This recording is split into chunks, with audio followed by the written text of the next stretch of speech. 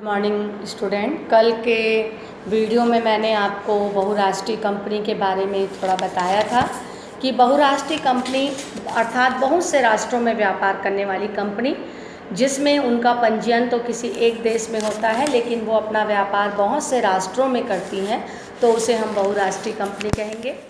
इसकी बहुत जैसे कि Coca Cola, Suzuki, Colgate, Palmolive, ये सब जो हैं इसके उदाहरण हैं। बहुराष्ट्रीय कंपनी की विशेषता है कि इनको बहुत अधिक पूंजी की आवश्यकता होती है, विपुल इनके पास वित्तीय संसाधन होते हैं, इसमें कोष उपयोग क्षमता बहुत अधिक होती है, इनको अंतर्राष्ट्रीय प्रतिष्ठा बहुत अधिक हासिल होती है। इन बाज़ारों को व्यापार के बारे में मतलब इस प्रकार के व्यापार को बाज़ार के बारे में पूर्ण जानकारी होती है।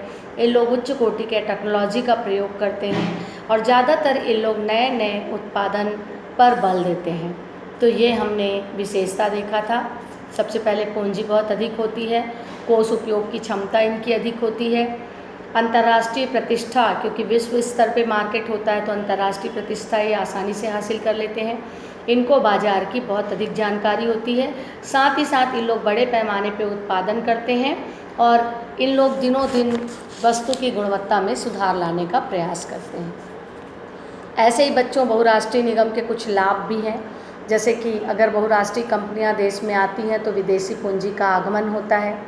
हमारे देश की जनता जो है चूँकि उनके पास पर्याप्त पूंजी होती तो उच्च कोटि के टेक्नोलॉजी का वो लोग प्रयोग करते हैं, जिससे कि अच्छी अच्छी टेक्नोलॉजीज़ जो हैं हमारे देश में भी आती हैं।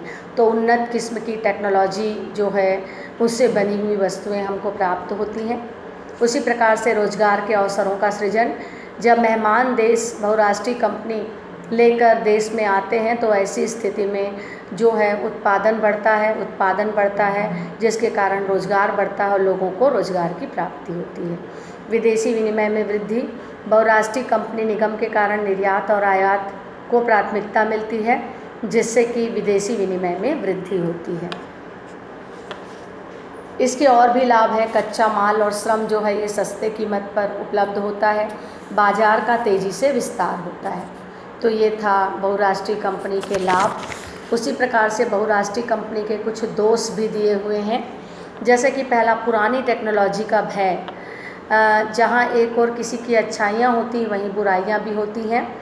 तो पुरानी टेक्नोलॉजी का भय, प्रायः ये देखा जाता है कि बहुराष्ट्रीय कंपनी जो है पुरानी टेक्नोलॉजी को प्रयोग में लाते हैं तो इसका भय बना रहता है, उसके द्वारा उत्पादित वस्तुएं अच्छी किस्म की नहीं होती।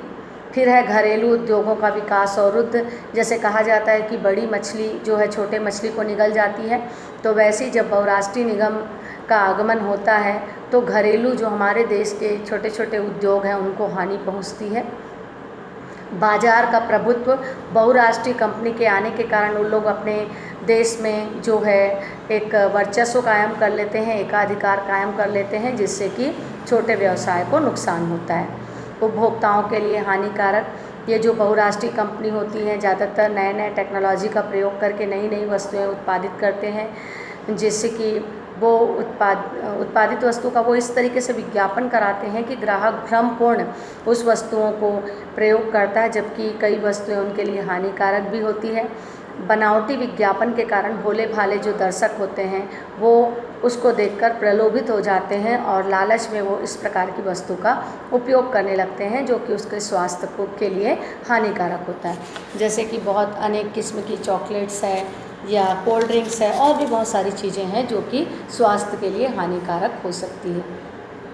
राजनैतिक हस्तक्षेप, चूँकि इनके पास विपुल भंडार होता है, तकनीकी साधन होता है, तो ऐसी स्थिति में सरकार के निर्णय को ये प्रभावित करने में भी कभी कभी सफल हो जाते हैं, तो इस तरीके से राजनैतिक हस्तक्षेप भी बना रहता है। तो ये मैंने आपको बताया बहुराष्ट्रीय निगम के बारे में। वैसे मैंने कल आपको इससे संबंधित एक वीडियो भी डाला था।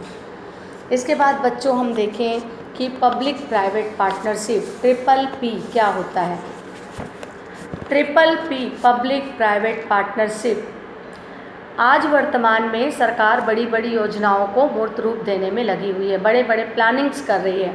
तो ऐसी स्थिति में बहुत अधिक पूंजी की आवश्यकता होती है, तो बहुत अधिक पूंजी सरकार के पास नहीं है, तो ऐसी स्थिति में वो कुछ कंपनी जैसे कि प्राइवेट कंपनी को अपने साथ मिला लेती है, क्योंकि प्राइवेट कंपनी के पास विशाल पूंजी, नई टेक्नोलॉजी और विशिष्ट ज्ञान होता है जो कि सरकार के पास नहीं है।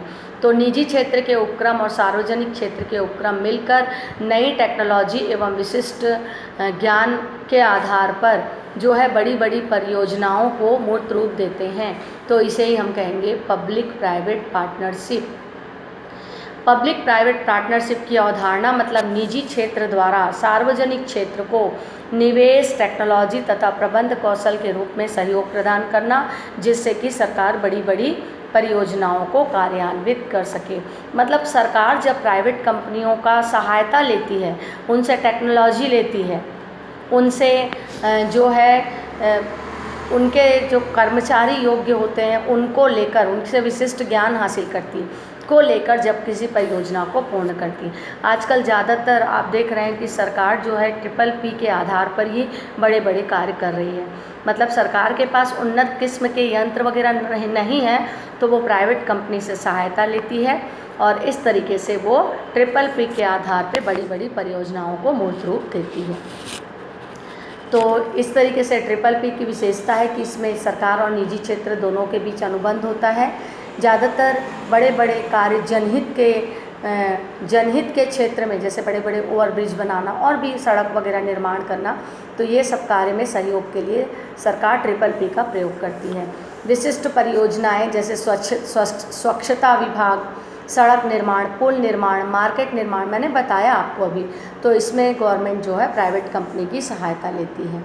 अगला है सरकार द्वारा चयन। किस प्राइवेट कंपनी से अनुबंध करें, इसका चयन केंद्र या राज्य सरकार के द्वारा किया जाता है। भुगतान की पद्धति, प्राइवेट क्षेत्र के संगठन को भुगतान करने के लिए सरकार कोई भी पद्धति अपना सकती है।